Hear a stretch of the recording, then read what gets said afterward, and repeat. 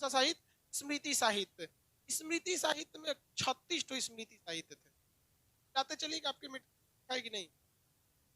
क्या स्मृति साहित्य कितने थे? 36। कितने स्मृति साहित्य? 36 स्मृति साहित्य। इस स्मृति साहित्य में दो सबसे बस स्मृति, एक का मजाक उड़ा दिया गया, एक बहुत ज्यादा विवाद का कारण बन गया। याज्ञवल्क्य स्मृति साहित्य, याज्ञवल्क्य स्मृति साहित्य।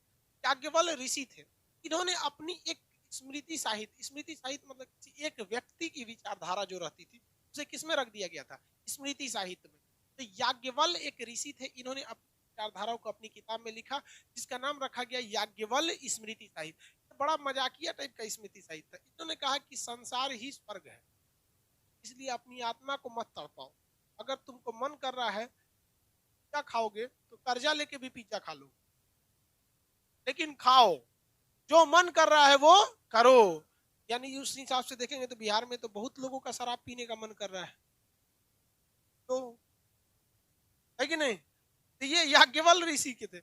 याज्ञवल्क्य ऋषि ने कहा था कि आप अपने शरीर वगैरह को नहीं तड़पाइए। मतलब कहने का सेंस था कि कर्जा लेके भी, उनका जो उनका भाषा था, जिस तरह से उन्होंने कहा था समझा के, कि अगर आपको कर्जा लेकर भी घी पीना पड़े तो घी पीजिए, चटनी रोटी मत खाइए। भाई कर्जा भरेगा कौन? तो विजय माल्या बन जाएगा आदमी। खैर उसमें, लेकिन देखिए हमारी संस्कृति देखिए, अगर ये बात ये पाकिस्तान में बोले रहते ना, इनको अभी तक हरामी कुत्ता सब घोषित कर दिया, लेकिन आज भी हम लोग इन्हें ऋषि कहते हैं, याज्ञवल्क्य ऋषि। अरे हम लोग की तो संस्कृति वो रही थी जो शुक्राचार्य, जो राक्षसों के गुरु थे, उनको भी आचार्य कहा था। यही हमारी इतनी विशाल संस्कृति रही ना कि कोनो चोट्टा आके घुस गया। बाबर झाबर नाम का आदमी आजकल कुत्ता पाल रहा है, इसे चुरा सब आके घुस गया रहता सब यहाँ पे। तो कुछ कुछ हम लोग से गलती भी हो गई, समझ में आ गया कि नहीं? तो अति ज्यादा सहानुभूति, अति विनम्रता भी हमारे लिए एक तो क्या हो गया, घातक हो गया। खैर जो इतिहास को तो हम बदल नहीं सकते, लेकिन आगे तो सुधार सकते हैं। अब आया मनु स्मृति। मनु स्मृति भाई इसे सबसे प्राचीन राजनीतिक किताब कहा जाता है, इसे मनु स्मृति का। मनु स्मृति में बहुत सारी चीजें कही गई हैं, बहुत सारी अच्छी चीजें भी हैं। मनुस्मृति में किस तरह से शासन करना चाहिए, किस तरह से कर्मचारियों को दबा के रखना चाहिए, लेकिन इसमें दो जगह आके विवाद फंस जाता है। यहाँ महिलाओं को और दलितों को बहुत ही निम्न दिखा दिया गया। मतलब इस किताब के हिसाब से महिलाएं और दलित जो होते हैं बहुत ही समाज के मतलब अलग कोटि में उनको क्या कर दिया जाता है, जगह दे दिया है, जिस वजह से इसका महिलाएं और मतलब दलित इसका विरोध करते हैं। किस किताब का? मनुस्मृति। किसका? मनुस्मृति का। समझ में आ गया कि नहीं आ गया? लेकिन ये बहुत प्राचीन किताब है, राजनीति से संबंधित बहुत प्राचीन किताब है। हालांकि मनुस्मृति पे तो ये भी हो गया है कि भारत का संविधान हटा के मनुस्मृति लगा दिया जाए। अभी एक तो आदमी, हम ट्रेन में आ रहे थे ना, तो बहस कर रहा था, हम कहे भाई साहब अब इसका मतलब हमको ये पूरी किताब पढ़ना पड़ेगा तभी हम कुछ बता सकते हैं, और हम भी पूरी तरह से मनुस्मृति पढ़े नहीं है, जिस हिसाब से कि हम वहां बहस करने लगे नहीं हमारा संविधान अच्छा है या ये खराब है। क्योंकि आप दो चीज में कंपैरिजन तभी कर सकते हैं ना जब दोनों पढ़े हो। हम तो भैया संविधान पढ़े हैं, हमको लगता है कि ठीक है, भाई साहब हमको लगता है कि वो पढ़े होंगे, उनके हिसाब से वो ठीक होगा। लेकिन ये दो किताबें स्मृति साहित्य में सबसे ज्यादा फेमस थी, और मनुस्मृति का बहुत ज्यादा प्रचलन आ गया, क्योंकि मनुस्मृति में शास्त्र वगैरह चीजों को बहुत ज्यादा ध्यान में रखा गया था। मनुस्मृति इसमें दो तीन चीजें गलत भी थी। इसमें कहा गया था ना, शादी करने के लिए लड़का की आयु 25 साल होनी चाहिए और लड़की का 12 साल। तो शादी कर रहा है कि गोद ले रहा है? और ये परंपरा भारत में बहुत ज्यादा चलने लगी, और ये इतने साल चली, बाल विवाह के नाम से जाना जाने लगा। ये परंपरा बहुत ज्यादा, एक मतलब एक 12 साल की लड़की, उसको क्या समझ में आ रहा हो का ब्याह करके भेज दिया लो। ये एक तो वो लोग छोड़िए, मतलब एक तो अपने वो लोग का दिमाग बहुत तेज होता है, ऊपर से 12 साल में वो का 12 साल के लड़के को आदमी दुलार से गोदी उठा लेता है। हमारे पड़ोस में बहुत लड़के घर जाते नहीं यहाँ से, तो 11-12 साल का लड़का आदमी उसको गोद में उठा लेता है। हालांकि वो गोद में खिलाने लायक नहीं है, लेकिन फिर भी आदमी 11-12 साल के लड़कों को आदमी गोद में खिला लेता है। कितना एज होता है उसका? 5-6 में पढ़ता होगा, यही पढ़ता होगा। उसे तो बियाह करा दिए।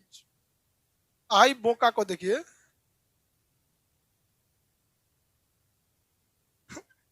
25 साल। चलिए, इसमें 8 प्रकार के विवाह की चर्चा थी। कितने प्रकार की? 8 प्रकार के विवाह की चर्चा थी। कई टाइप के क्या थे? विवाह थे। लेके भाग जाएंगे तो राक्षसी विवाह वगैरह वगैरह, कई टाइप की। इसमें किस चीज की चर्चा थी भैया? विवाह वगैरह की चर्चा किया गया था। किस किताब में? स्मृति मनु। इसमें देखिए, आप एक चीज याद रखिएगा, जीवन में हमेशा आप आप किसी दूसरे के लिए या समाज के लिए कितना भी भलाई कर दीजिए, लोग उस भलाई को भूलेंगे बहुत जल्दी। और एक भी गलती कर दीजिए, लोग उसे कभी भूलेंगे ही नहीं। ये परंपरा है, ये नियम है इस समाज का।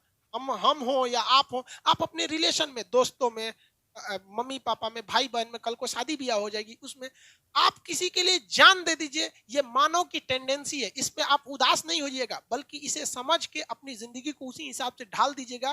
किसी के लिए एहसान करने जा रहे हैं तो याद रखिएगा ये 2 से 3 दिन में भूल जाएगा। और अगर किसी को आपने डांट दिया भी ना, तो एक बात याद रखिएगा कि ये साला जिंदगी भर नहीं भूलेगा। समझ गया कि नहीं? लड़की सब तो अगले जन्म तक याद रखेंगे। सर, तुम मेरे पापा हो ना, पिछले जन्म में डांटे थे, मैगी नहीं खाने दिए थे, हम इस जन्म में भी गुस्सा है। तो ये दुनिया का उसूल है। इसलिए आप अपनी जिंदगी को इस हिसाब से ढालिएगा कि किसी से उम्मीद नहीं रखिएगा, क्योंकि दुनिया केवल मतलब से चलती है। समझ में गया? दुनिया गोल है, कोई कहता है चपटा है, भैया दुनिया मतलबी है। यहाँ यार इंसान की मेंटेलिटी ये होती है कि बारिश के बाद छाता बोझ लगने लगता है। छाता का 5 मिनट पहले तुमको भीगने से वही बचाया था। ये दस्तूर है दुनिया का, इसलिए हमेशा याद रखिएगा।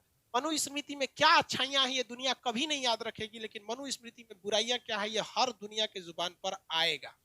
इतिहास आपको ये नहीं पढ़ाया जाता है कि आप इसे सब्जेक्ट की तरफ पढ़ के निकल जाए, बल्कि इससे सीखिए कि इतनी बड़ी किताब जिसे हिस्ट्री का सिलेबस बनाया गया, लेकिन इसको हमेशा कोई भी टीचर जब भी इसे पढ़ाएगा तो एक निगेटिव के हिसाब से ही पढ़ाता है, क्योंकि ये दस्तूर है दुनिया का कि आपकी निगेटिव चीजों को हमेशा ध्यान दिया जाएगा। नाथूराम गोडसे का दूसरा किसी को कुछ भी नहीं पता रहेगा, लेकिन एक चीज जरूर पता रहेगी, महात्मा गांधी को मारा था।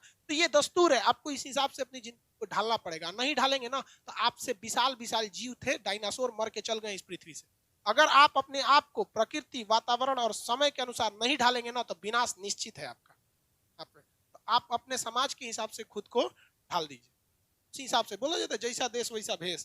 इसमें कितने प्रकार के विवाह की चर्चा थी? 8 प्रकार की।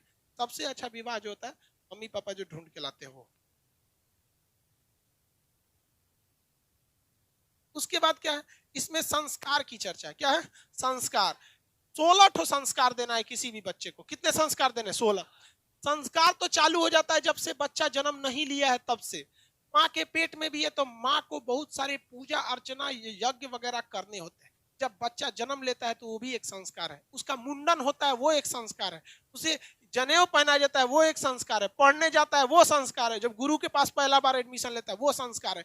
यही वजह है कि संस्कार से बनी है हमारी संस्कृति। और हम लोगों को बचपन से लेकर जब तक मर नहीं जाते हैं, अंतिम में जब उसे जलाया जाता है, हमारे देह को जला दिया जाता है, जिसे कहते हैं दाह संस्कार, वही है हमारा 16वां संस्कार। और 16वां संस्कार अंतिम संस्कार होता है। तो हमारा जन्म से लेकर मृत्यु तक हम एक संस्कार में बंधे हुए हैं, और इसी संस्कार से बनती है हमारी संस्कृति। और भारत की संस्कृति दुनिया में सर्वश्रेष्ठ संस्कृति है, जो इसी किताब से मिला हुआ है।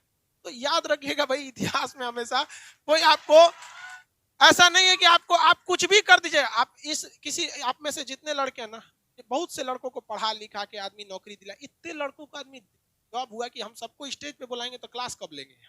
बहुत से लड़के आते हैं भाई चलो तुम यहाँ पे, लेकिन अगर किसी लड़का को मार दिए, पीट दिए, तो हमारा इतिहास भूल जाएगा, लेकिन वो याद रहेगा वो चश्मेला के हम पीटे थे। उसको हम भूल जाएंगे लेकिन ये डंटा नहीं भूलेगा। लेकिन याद रखियो बाबू, यही डंटा है कि जब नौकरी में बैठे रहेंगे ना, ऑफिस में एसी लगा रहेगा, कोई जब आपके लिए पर्सनल एक स्टाफ रहेगा, चाय पानी पिएगा ना, तो याद आएगा कि था कोई टीचर जो पीट पाट के सीधा किया। इसलिए हम पीटे उठे तो उसका बुरा नहीं मानिएगा। समझ में आ गया कि नहीं आ गया? लड़की लोग को हम ज्यादा क्यों बोलते रहते हैं बकलो लोकलो? क्योंकि पता है लड़कों को पढ़ने के लिए 4 साल घर वाले इजिली दे देते हैं, आसान आराम से। और लड़की का 6 महीना बाद घर वाला पूछते नौकरी ना भइलो, अरे आमतूर ने भेजा है का ओकरा? हमेशा पूछते हैं। तो लड़कियों को भी ये बात समझाते हैं, जो समाज का एक दस्तूर बन चुका है, आप अपने आप को उसमें ढालिए। नहीं तो ऐसे आप वो लोग चल जाएंगे, जैसे डायनासोर चल गया ना, आप लोग भी चल जाएंगे। इसलिए आप ज्यादा मेहनत से पढ़िए, समझ में आ गया। लेकिन लड़कियों सबको समझ में थोड़ी आता है। गर्ल्स हॉस्टल में देखिएगा तो सीढ़ी पे ना हटा के जाना पड़ता है, हटो तो क्या है, सीढ़िया पे बैठ के बतिया रही होती। हाँ हाँ हाँ। घर जाने से पहले घर जाने से पहले लड़कियां जो होती है ना, व्हाट्सएप पे उसको ब्लैक लिस्ट करके जाती है, क्योंकि उसको डर होता है कि बोका को कितना समझाएंगे, कोनो ना कोनो मैसेज भेज देगा, और रास्ता भर वो गैलरी डिलीट करते जाएगी। और ये लड़की कहती है कि हमको गार्जियन पढ़ने नहीं देता है। भैया पढ़ने तो भेजा है, तू कौन सी कर रही है यहाँ? दिल से पढ़ाई कर दीजिए, 8 महीना बहुत है। हम बीएससी किए हुए हैं, हमको इतिहास भूगोल ज्योग्राफी से कोई लेना देना नहीं है। एकेडमिक स्टडी मेरी बीएससी है, लेकिन जी जान से अगर हमसे कोई पूछेगा तो हमने केवल 8 महीने में पढ़ाई किया। लेकिन उस 8 महीने में कौन सा दिन था, कौन सा तारीख था, शायद हमको ये भी याद नहीं है। हाँ, तो आप जिसे 6-6 घंटा पढ़ते हैं, वो 6 घंटा पढ़ाई बहुत ज्यादा हो जाती है। 1 घंटा आप इस तरह से पढ़िए कि आपकी जिंदगी का जो सबसे करीबी व्यक्ति है, अगर वो भी अगर खड़ा हो जाए आपके सामने, तो आप उसे दिल से बोल दे, भाई अभी अभी डिस्टर्ब मत कर, चल निकल यहाँ से, अभी हम ये कर रहे हैं, हम अभी क्या कर रहे हैं, पढ़ रहे हैं। जिस दिन ये भावना आएगी उस दिन रिजल्ट हो जाएगा, और नहीं तो आप भी जाएंगे डायनासोर हो। समझ में आ रहा है आपको? किसी को दिक्कत? मनुस्मृति में हर एक चीजें गलत नहीं है। इवन दुनिया की कोई भी किताब या दुनिया का कोई भी सिद्धांत 100% सही नहीं होता है। हर चीज में कुछ अच्छाइयां कुछ खराबियां होती हैं। आप डिसाइड कीजिए आपको उसे क्या चाहिए। हाँ, ये बात हकीकत है कि इसमें महिलाओं को और दलितों को बहुत ज्यादा सम्मान की नजर से नहीं देखा गया। लेकिन 8 प्रकार के विवाह, ये भी एक गलत ही था। संस्कार कितने? 16। इसमें 3 प्रकार के ऋण की बात कहा गया है, 4 प्रकार के पुरुषार्थ की बात कहा गया है, 4 प्रकार के आश्रमों की बात किया गया है, जिसकी चर्चा कल के क्लास में करेंगे।